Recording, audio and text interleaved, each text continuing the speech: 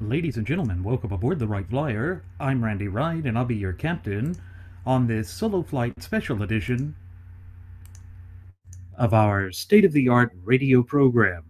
Folks, this will be the final boarding call, so if you please claim your seats, fasten your seatbelts, kick back, relax, and enjoy the show while I go ahead and delve into the pre flight checklist, as there really is a lot of news and information to get to before I may fully indulge you with your in flight entertainment.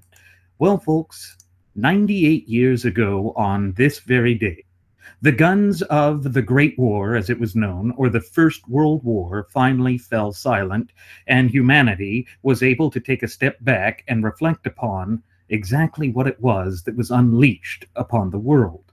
Now, we here at Radio Aviation Excellence, the Wright Flyer, have always been dedicated to basically exploring history, exploring the current state of political affairs, and connecting the dots that exist in the overarching pattern of history. For you see, history is a great predictor. It is a great mirror upon which society can look back upon itself and see exactly what it is that makes us who we are. It is one of those great identifiers, one of those great landmarks that shows us where we're going and warns us of the potential pitfalls that we could encounter in our journey through the course of human events. And one of the things that we have to keep in mind right now is that we have gone through a very heated and contentious election cycle. It was heated and contentious from the very beginning, and certainly venom flew and was spewed by both sides. And again, it shows that deep down, we must keep in mind what it is that draws us together, what it is that we derive our national heritage, character, spirit, but above all, identity from. Now, that may sound naively hopeful in a modern society, or taking into account what we are experiencing right now in our country. After all, we have been through a period in which the projection of American self identity and the understanding of all that we stand for and represent has come under a deliberate, meticulous, and incessant attack. Now, irrespective of what people think of Donald Trump, and that, as you know from us, is not someone we hold in high regard, at least we can say that for the most part, the structure of our system of polity continues with a peaceful transfer of power, except it has not been wholly peaceful. There have been these protests erupting in cities throughout the United States, all in response to Donald Trump, all in response to how the system of polity works. But it's important to recall that on this day, when the guns fell silent from World War I, and the veterans came home, those that were fortunate enough to survive anyway, had a moment to reflect upon what it was that they had gone through. We forget oftentimes just how pivotal that war was in changing the nature of warfare, the nature of the geopolitical sphere, the nature of humanity itself. That was the first war in which mechanized warfare became commonplace. Trench warfare was a horrible thing. And it was brought about because at the beginning of that war, in August of 1914, they went to war using the tactics of Napoleon against machine guns. That was a disastrous impact of history, using technology that was from the mechanized era, mated with the tactics and strategy of warfare from the past 2 centuries.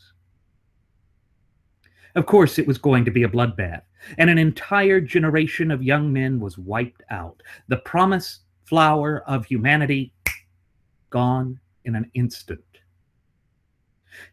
And it was the pain and the suffering and the loss and the meaninglessness of all of that savage barbarity that made us come to realize just how important our veterans are to us.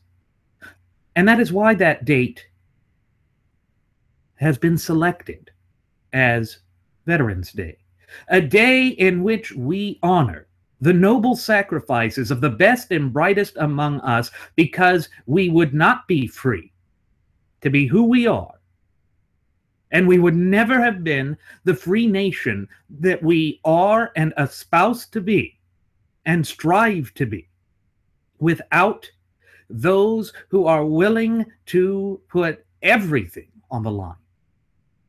It is an act of sheer love for their families, for their country, for their communities, for their sacred honor, that our veterans put on the uniform of our nation and risked everything. We owe a debt of gratitude to these brave men and women throughout the years that can never be repaid. And it all started from a reflection upon how these brave young men went to a foreign land to fight for ideals that they thought were paramount. Woodrow Wilson was a lot of things, and I wouldn't consider him a good president. And I didn't even like the moniker that he gave for the First World War. He called it the war or the fight to save democracy. Well, as we have oft-times reiterated on previous episodes of Radio Aviation Excellence, the Wright Flyer, the United States never was, and God willing, never will be a democracy. We see that that fight is coming to the foray once again, as those who had supported Hillary Clinton said that she won the popular vote, and that the Electoral College, some antiquated 18th century phenomenon, gave us an unpopular president. That's disregarding the fact that Hillary was unpopular anyway. That's disregarding the fact that we have distanced ourselves so far from the supreme law of the land, which is our shared United States Constitution, pursuant to Article 6, Clause 2, what is known as the Supremacy Clause. But people like Michael Moore go for it and say that this anachronism of the Electoral College is what gives us unpopular presidents. No. The purpose of the Electoral College, being part of that great compromise that constituted the government of these United States of America, was to ensure that all American citizens are represented. When you look at an electoral voting map, you'll see a sea of red with little specks of blue here and there. Red, of course, being the more conservative or Republican view. And even though Donald Trump is not a conservative, he had support of many conservatives. Maybe misguided, we think misguided, but that's fine. If the will of the people is that, then we go with the will of the people via the Electoral College.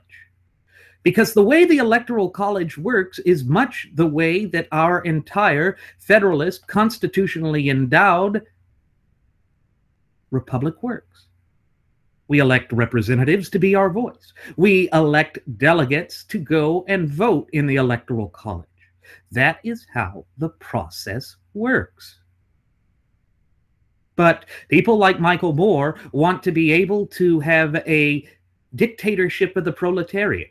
They want to go out and be able to have this sort of system that disregards the voice of many. Highly, densely populated areas should not be able to control the complete and total say of who the president is. Otherwise, there really would be this silent group without representation. Now, what does that tie back to? What does that sound so much like? When we turn back the pages of history, we see that the thing that really pushed our founding fathers to go forth and risk everything to secure the blessings of liberty for their posterity was this notion of virtual representation. You know the old slogan, no taxation without representation?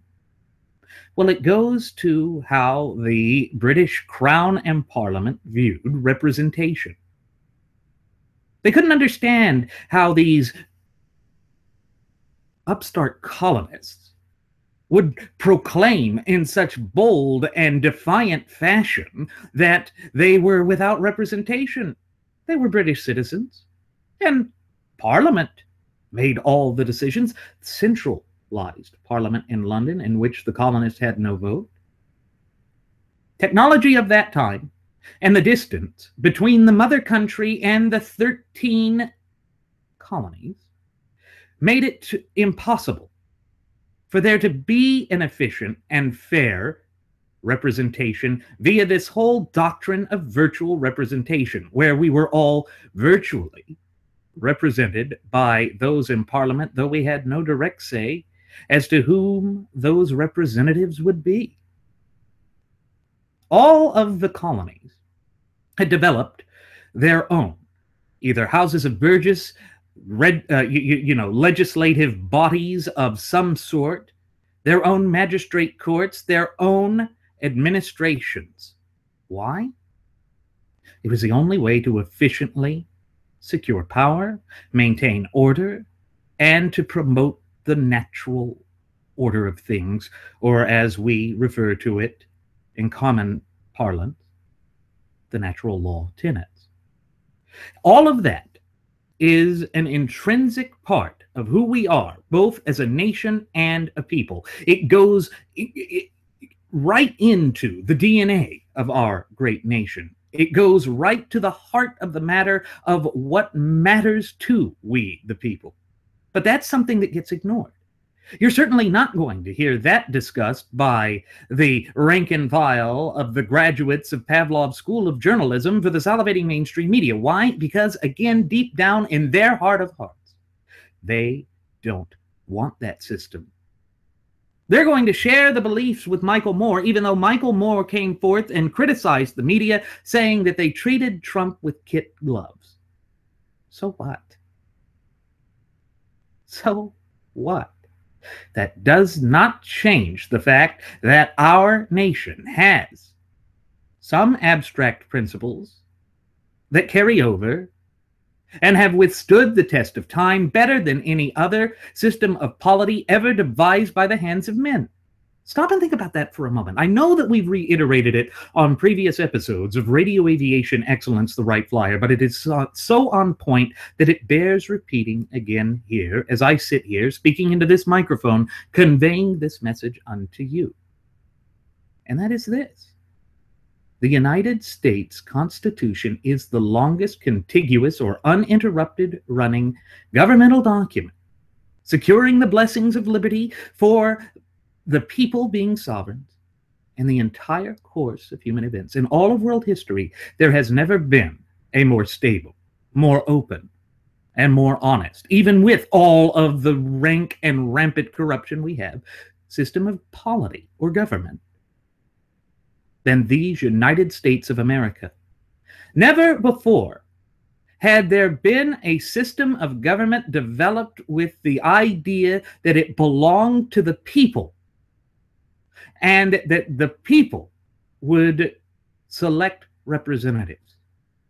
The reason that the election cycle turned out the way that it did is because the people put their foot down and said that they were sick and tired of the government betraying them, refusing to represent them, refusing to stand up for these sacred, time-honored principles that have been with us since our inception some 235 plus years ago.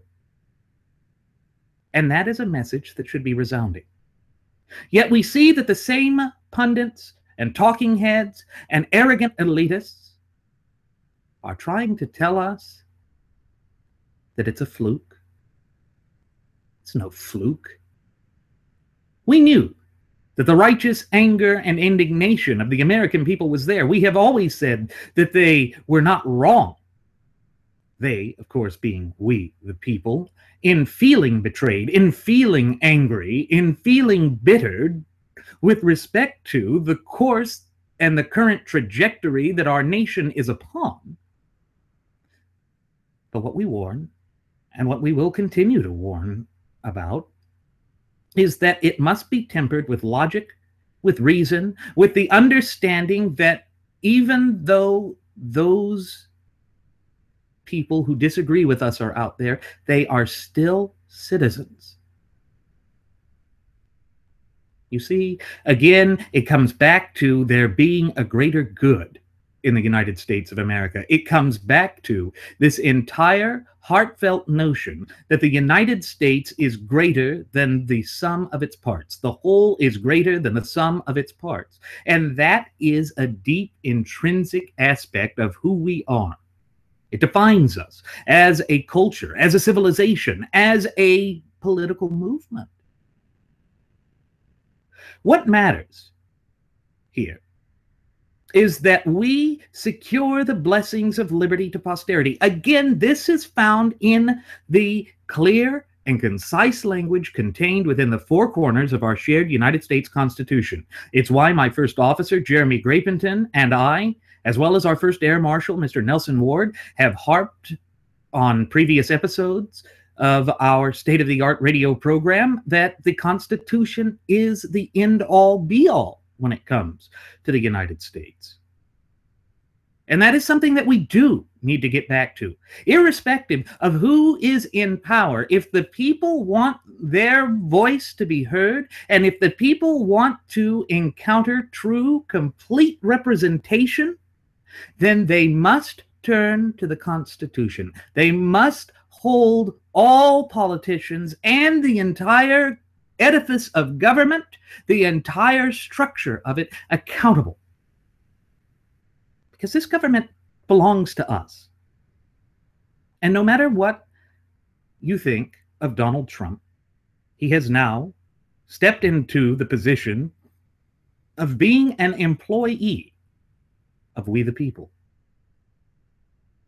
And we will hold him accountable. We must. And that is something that cannot be ignored. And as this is Veterans Day, we must reflect upon what the sacrifices of the previous generations of veterans, right up to the most current ones who have fallen for the fight to preserve liberty, stood for, and what it means, and why it is important to each and every one of us in our capacity as the true ultimate wielders of popular sovereignty in this once thriving and flourishing representative republic of ours. You know, I've oftentimes referred to the United States of America as a once thriving and flourishing representative republic and vibrant community of popular sovereigns. That second part, the vibrant community of popular sovereigns, is something we must get back to. It's something that we have not so much abandoned, but have clearly forgotten. It is something that we have not turned to in quite some time. And that is a tragedy. That is something that cannot be allowed to go forth into fruition. And I think that on this Veterans Day, there is such an important speech to hear, one that speaks to our path and trajectory, both as a nation and as a people, and one that tells us what we should value, what we should consider as important. And it comes from that great military leader, General Douglas MacArthur, who had survived the horrors of the First World War and had come forth to see what it is that matters to the American people and what we should be as a nation and as a people. And the speech that he gave rang true with a very important title: Duty, Honor, and Country. So I'm going to go ahead and cue this speech up and play a part of it, and then we'll discuss it. So here we go.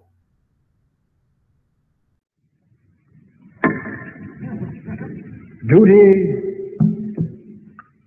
honor, country. Those three hallowed words reverently dictate what you ought to be, what you can be, what you will be. They are your rallying points to build courage when courage seems to fail, to regain faith when there seems to be little cause for faith, to create hope when hope becomes forlorn. Unhappily, I possess neither that eloquence of diction, that poetry of imagination, nor that brilliance of metaphor to tell you all that they mean.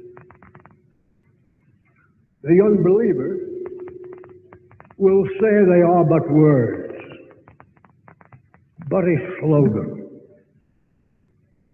but a flamboyant phrase. Every pedant, every demagogue, every cynic, every hypocrite, every troublemaker, and I am sorry to say some others of an entirely different character, will try to downgrade them even to the extent of mockery and ridicule. And you see, we still have those people today. We still suffer under the weight of a group of people that seek to fundamentally transform and redefine us as a nation and as a people. We suffer from a desire to fundamentally transform these United States of America away from being a constitutionally endowed federalist representative republic, to transform us into something that we were never intended to be, to transform us into a dark, dank, twisted, Fabian socialist controlled dystopia in which the fundamental and inalienable rights which were endowed to the people by their creator, the God of nature himself, will be torn asunder and replaced with an oligarchical type system. It's why Alexis de Tocqueville said that those who support socialism, those that advocate for that twisted sort of system, are actually New Age feudalists, that they are seeking to micromanage the facets of our daily lives for their own nefarious ends. It's why you see a movement to disarm the American people. It's why you see this great disconnect between the punditry and the commensurate with the true ultimate wielders of popular sovereignty, we the people. It all falls back onto this notion that they seek supreme power, that they seek supreme control, and that they will do anything and everything within their own power to try and control that for their own nefarious ends. We cannot allow that to come into fruition. We cannot allow ourselves to be dominated by those destructive forces of wickedness. And there really is no more apt a term to describe that than a force of wickedness, than a force of sheer unadulterated evil that is seeking the complete and utter annihilation of all of those things.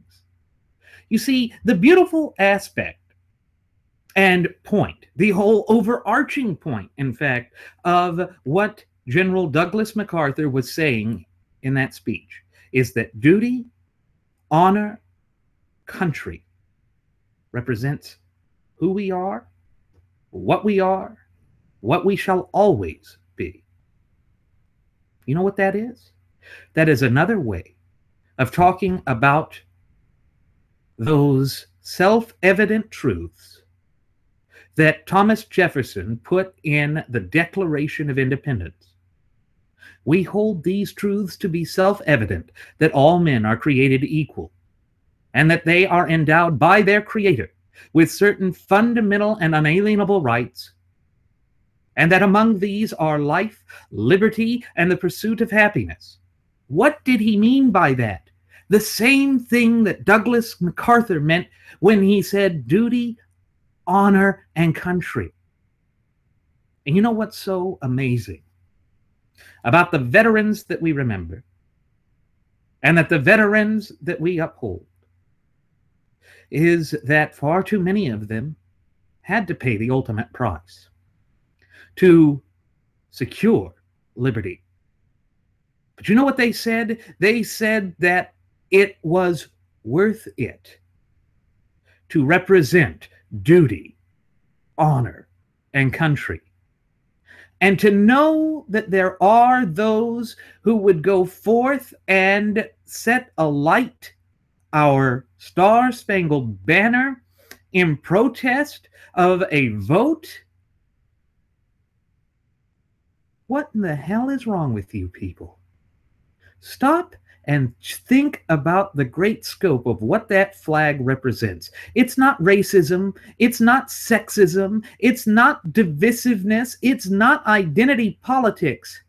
The ideals of the United States of America, pursuant to this whole notion of due process and equal protection under the law, means that it applies to all American citizens equally, irrespective of their social ranking or status, irrespective of skin color or gender. That is the true quintessential essence of who we are. Did we always live up to perfection? No. As my first officer, Jeremy Grapington, and I have oft-times reiterated on previous episodes of the Wright Flyer, you cannot achieve perfection in this earthly mortal realm. But that does not mean that you don't strive for it. It does not mean that you don't value the better angels and characteristics of our nature. America is flawed, sure. But show me one other nation on earth that even comes close to the liberty that we stand for, to the liberty that we represent, to what that Constitution has brought forth into this world. You won't be able to. You won't be able to because there is no other nation on earth that was created to seek to preserve the blessings of liberty from this day until the end of days. That is why America is exceptional. That is why those who were willing to lay down their lives are the best and brightest among us, and it is why we must honor them. The other thing we have to keep in mind this Veterans Day is just how abysmally we have treated those brave servicemen and women who donned the uniform of our nation and went out to risk everything to secure the blessings of liberty for all of us. That is, of course, how they were treated with respect to the VA. The VA scandal that continues to be a problem in this once thriving and flourishing representative republic and vibrant community of popular sovereigns of ours is one of those great travesties and black marks on our relatively brief yet illustrious history here on God's green earth. Those brave men and women deserve the best, but instead we have given them socialized medicine and we see the direct results of it. Now, I know that I mentioned in the previous segment that Michael Moore, that idiot filmmaker, had gone forth and proclaimed that the Electoral College gave us bad things. But one of the things that he had done in the past was to create a movie, one of those worthless documentaries of his, in which he sang the praises of the fully communist medical system on that communist island of Cuba, just 90 miles south of the state of Florida. He said that that was a miraculous system, one in which everyone got wondrous health care. But again, nothing could be further from the truth. And we can see it in the abysmal way that our service members have been treated by the Veterans Administration. And that is one of the scandals that is perhaps the most shameful of these disastrous 2 terms of the Barack Hussein Obama regime.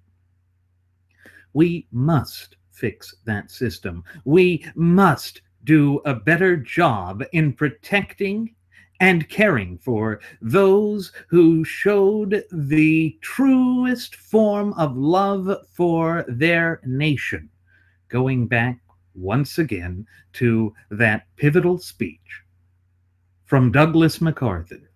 Those that embraced duty, honor, and country deserve the best treatment available. But that is not what they have received. That is not what has happened. Bureaucratic red tape and hurdles have hampered our veterans, have made sure that the quality of care that they receive is beyond deplorable. And it shows that the rank and rampant corruption of a government that divorces itself from the natural law tenets codified in the clear and concise language of our Constitution leads to pain, suffering, and death anywhere and everywhere that it is encountered.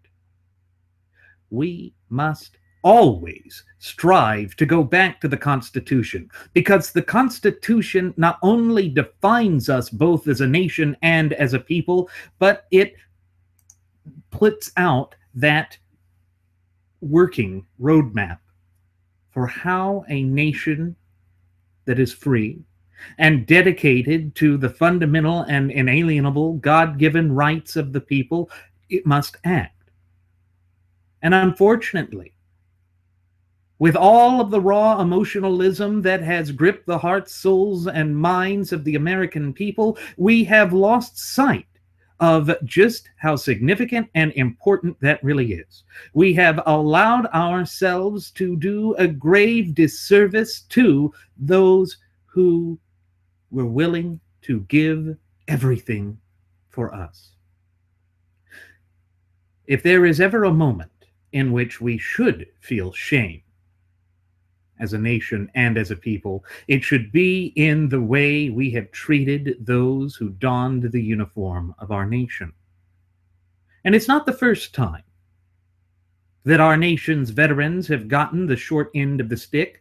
Think back to the end of the Vietnam War, when those hippies and those other supposed countercultural revolutionaries spat upon our returning men and called them baby killers, and threw and flung every sort of disgusting ad hominem attack against them.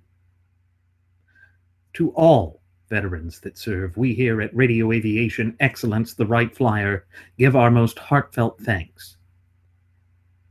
Words can never, ever convey the depth of the heartfelt gratitude that we do feel.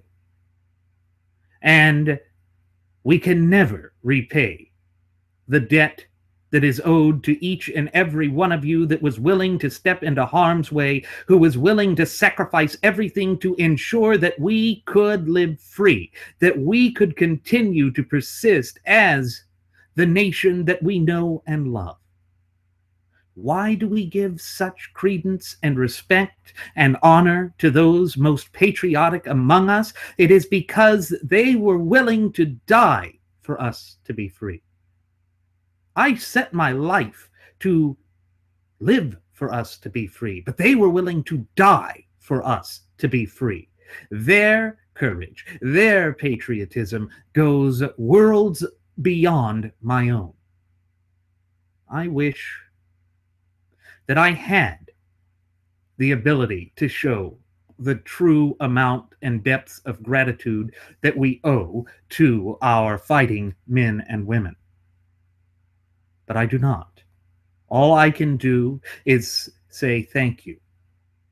And it is so little in comparison to the great magnitude of courage, the great strength, and the great love of country that these people had and have. We owe them so very much. And unfortunately, we see that the Veterans Affairs organization, part of the government, has failed them. When we honor those who serve our country in uniform, we find that the Inspector General of the Department of Veterans Affairs has unearthed yet another scandal. This, according to the Washington Examiner, it is that scheduling staff at a clinic in southern Arizona systematically zeroed out patient wait times for thousands of appointments to make it look like goals were being met. In other words, they were fudging the numbers. In other words, they were being intellectually disingenuous, and they were going forth and ensuring that the best and brightest among us did not receive the amount of treatment and the standard of care that they so rightly deserve. Why do we tolerate this? Why has no one been held accountable? Well, it's due, thanks in no small part, to the fact that we have a frothing at the mouth Fabian socialist regime in place. A regime that does not care to hold people accountable. A regime that wants to keep passing the buck on. Now, irrespective of what one thinks of Harry Truman, the president at the end of the Second World War, the president who decided to drop the atomic bombs on Hiroshima and Nagasaki to spare the lives of our servicemen, a veteran of the First World War himself, that very war in which gave birth to this day of Thanksgiving to our veterans. He had a placard that sat on his desk that said the buck stops here. He was willing to assume responsibility for the shortcomings of his government in a representative capacity. Again, what that speaks to, folks, is the whole heart and notion of what our government is supposed to do and what our nation represents. And of course, he clashed with Douglas MacArthur during the Korean War. He thought that Douglas MacArthur was egomaniacal, and Douglas MacArthur had his flaws. But one thing that they could agree upon was that our nation represents something that is greater than the sum of its parts. That is something that has been lost in the foray. That is something that we have not encountered much in the past few successive decades. Well, it is high time that that comes to an end. It is high time that we, in this once thriving and flourishing representative republic, come together, standing shoulder to shoulder in solidarity and unity, and demand that our veterans receive far better treatment than they have, and that someone be held accountable. And again, that is reflective of one of the things that happened in this electoral process. It should not be seen as though this were some holistically unprecedented thing. It's not. The American people are sending a resounding message to those political elites, those who currently wield the reins of political power. In other words, the political powers that be, that we will not tolerate this sort of approach of refusing to represent the American people, refusing to do their duty, honor, and country, to protect the best and brightest among us, to treat the best and brightest among us, and that it is high past time for change. Because we must be a nation that represents the will of the people. We must be a nation that understands that the true ultimate wielders of popular sovereignty are we the people. And that the only way that we can achieve that virtuous republic that Sam Adams claimed and stated that we should strive to be is to be willing, ready, able to hold those who wield the reins of power accountable. They are public servants. They are the employees of the true ultimate wielders of popular sovereignty, we the people, but they have forgotten that. In their arrogance and vainglory, they have attempted to carve out a special niche unto themselves, to allow themselves to become a new power, to become the very thing that our founding fathers fought that long, drawn-out, extended, bloody affair known as the American War of Independence to get away from. We must be willing to do our part to secure the blessings of liberty for the up-and-coming generations and those generations which have yet to be born. That is our duty, obligation, but above all, responsibility. Duty, honor, and country is reflected in the roles and obligations that each and every one of us carries as a direct result of the fact that we are United States citizens, irrespective of whether we are natural born or naturalized. We are all the beneficiaries of the greatest social contract or compact ever devised by the hands of men, yet divinely inspired by providence above. And of course, that of which I speak is none other than our shared United States Constitution. That represents the best and brightest aspects of us, and those who donned the uniform of our nation and put their life at risk to secure those blessings of liberty are the best and brightest among us. That is what makes this series and plethora of scandals of the VA sting all the more. It's because it does not represent the best attributes of this nation when we give them self-interested, nameless, faceless, and ultimately unaccountable bureaucrats carte blanche to ruin their care and to go forth with intellectually disingenuous drivel to try and fudge the numbers to make them look better so that they can continue to leech off the body politic of this country through ridiculous pensions, and that they never are held accountable.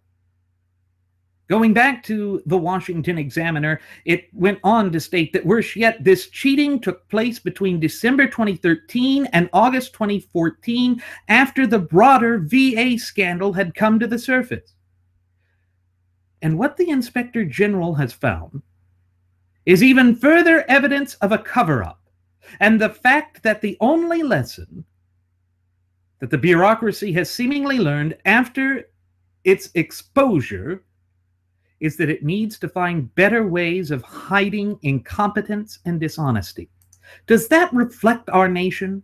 Is this literally what we are going to tolerate, particularly with respect to the care of the best and brightest among us? That is not reflexive of us as a nation. That is what we expect from a corrupt and meaningless, out of control, rogue, tyrannical, and ultimately illegitimate government. They are the ones that ignore the positions of our veterans, the care of our veterans, the sacrifice of our veterans, and then they try and lie about it. Why do we tolerate this? Why do we allow them to go forth and create this charade without ever holding them accountable? Barack Hussein Obama's legacy should be cemented with this. It is a legacy of disgusting ineptitude, loathing of the country, and betrayal of the worst order. We as a nation and as a people will not tolerate this.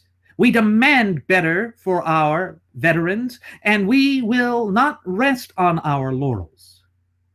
For you see, part of that duty, obligation, but above all responsibility that each of us assumes in our capacity as the true ultimate wielders of popular sovereignty is to promote domestic tranquility.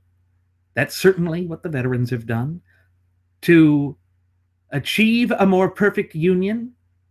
They fought for all of us without a second thought or hesitation to their own health, safety, and well-being, and to secure the blessings of liberty for this day and onwards. Our nation owes them a debt of gratitude that we cannot ever repay.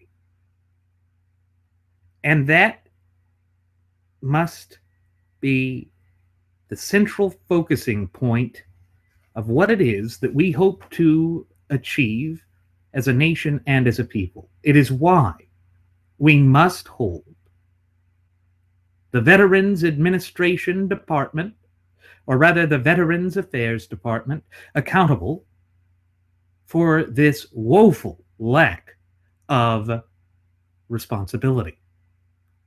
You know, Veterans Day, as the Washington Examiner says, would be a hollow and meaningless celebration if America didn't value its veterans enough to keep its promises to them, no matter how many politicians or bureaucrats have been thrown out to make this happen. And they're right. We must be more. And so it is something that we must not abandon. It is something that we must work towards, and it must be better. Or else we are charlatans and hucksters ourselves, because our veterans mean so much to us. They have done so much for us and have asked for so little in return, and we have failed to deliver. And protecting them and honoring them and then caring for them. That is shocking. It's abysmal. It's horrifying. And it should not be tolerated in an open, honest, but above all, free society like that of these United States of America. But as I sit here, speaking into this microphone, conveying this message unto you, that is the very scenario that we see playing forth. There is no amount of remorse or regret being shown by those nameless, faceless, and ultimately unaccountable bureaucrats that wield the reins of power in the Veterans Administration. They feel no sense of shame. They have no integrity. But recall again that Sam Adams said that this republic must be a virtuous republic. And how can we be a virtuous republic when we do not keep our promises to the best and brightest among us? That is a serious, weighty thing. One that cannot be simply swept under the rug, one that cannot merely be ignored, and we must demand, as a nation and a people, that our veterans receive better than what they have. And above all, you see that this single-party payer-type system, a monopoly by any other name, is a cornerstone of corruption. And as we talk about repealing the alleged Affordable Care Act, what is also known as Obamacare, we should be exceedingly wary about using language of replace. Replace it with what and how? It cannot be a federal law. It cannot be something that ignores the tenets of federalism found within the corners, the four corners of our shared United States Constitution, and that is going to be a duty, an obligation that we owe to those veterans from this day until the end of time itself. For it is part of that contractual agreement, and it is one of those things that we must do. Otherwise, we are charlatans. But I know that the people of this great nation are not charlatans. I know that the people of this nation love their veterans. They love our fighting men and women, and that they do not want to see them suffer as they have under this rampant, out-of-control government manipulation and corruption. The Department of Veteran Affairs has abandoned our veterans and have sought to save their own skin in a shameless fashion. Enough is enough. We cannot, we will not, we shall not tolerate this any longer. You know, now that the long and bitter 2016 election cycle is over, it would be very appropriate for the American people, but particularly those who currently wield the reins of political power, to stop viewing this as a partisan attack and fix the damn problem. Those veterans who put their lives on the line weren't fighting just for Republicans or Democrats. They were fighting for each and every one of us. But most importantly, they were fighting for their brothers and sisters in arms. They forged a bond that we who have not served cannot fully ever understand. But we have a role and a duty and an obligation to ensure that our veterans are treated with the proper respect and honor and dignity that they have earned. Respect is earned. And those who have donned the uniform of these United States of America have earned my unyielding and undying affection and respect.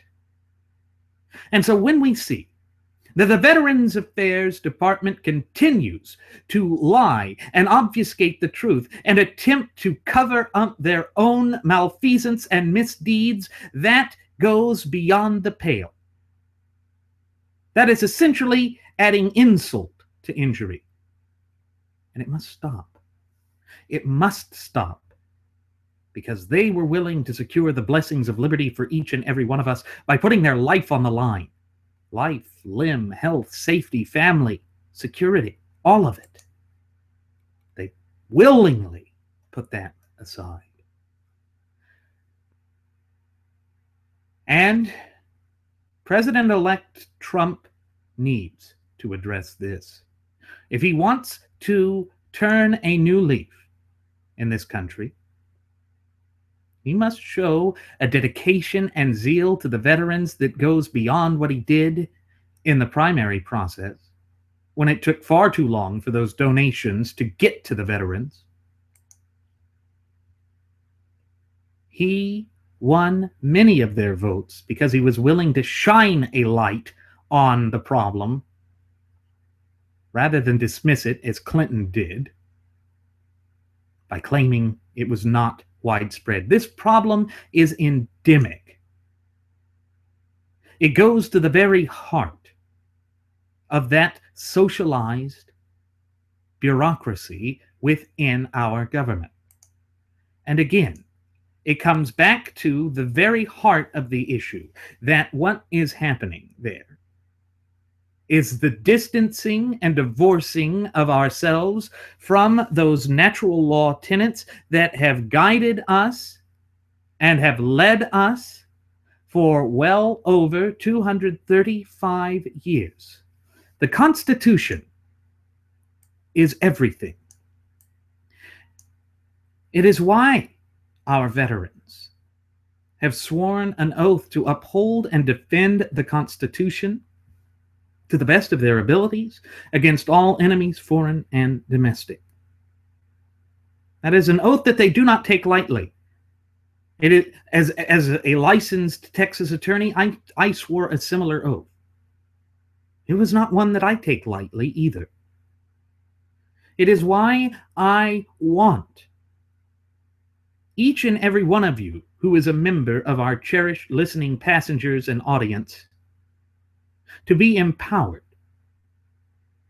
to provide you with the tools that are necessary to foster a fluent and working knowledge and understanding of our shared United States Constitution, thereby giving you the ability and the wherewithal to protect your fundamental and inalienable God-given rights.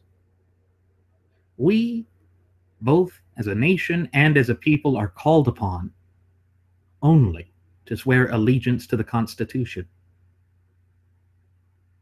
The office of president and the office of congressman or woman and senator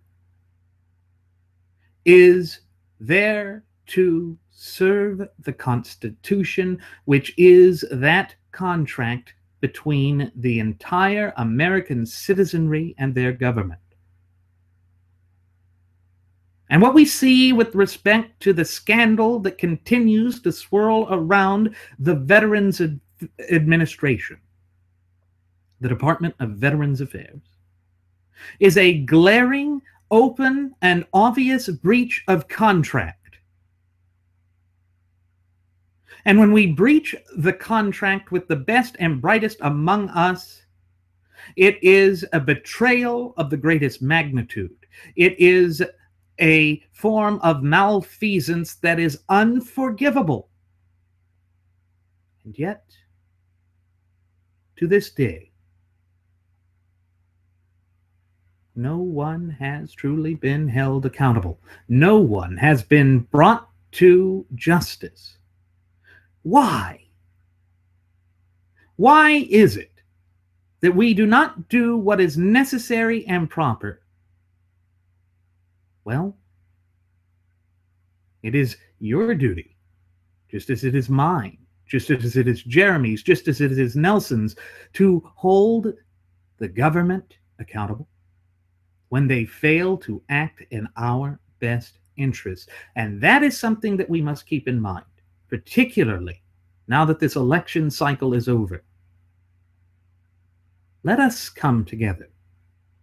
Let us stand shoulder to shoulder in solidarity and unity and hold both political parties accountable and demand that they do the right thing and fix this worthless VA. Because that is the very least that they should do for those brave men and women who have done everything for us. Now, with that said, it is time for us to begin our descent. I'm going to go ahead and send the flight attendant back for one last round of alcohol. We'll make it a double shot for the veterans. Once again, as always, I'm your captain, Randy Wright, and I want to thank you for choosing to fly the Wright Flyer. I particularly want to say thank you to those men and women who have donned the uniform of the United States of America and were willing to sacrifice everything so that I may be free, so that we may all be free. America never ceased being great because America had you and has you. And God willing, will always have people of your caliber and character.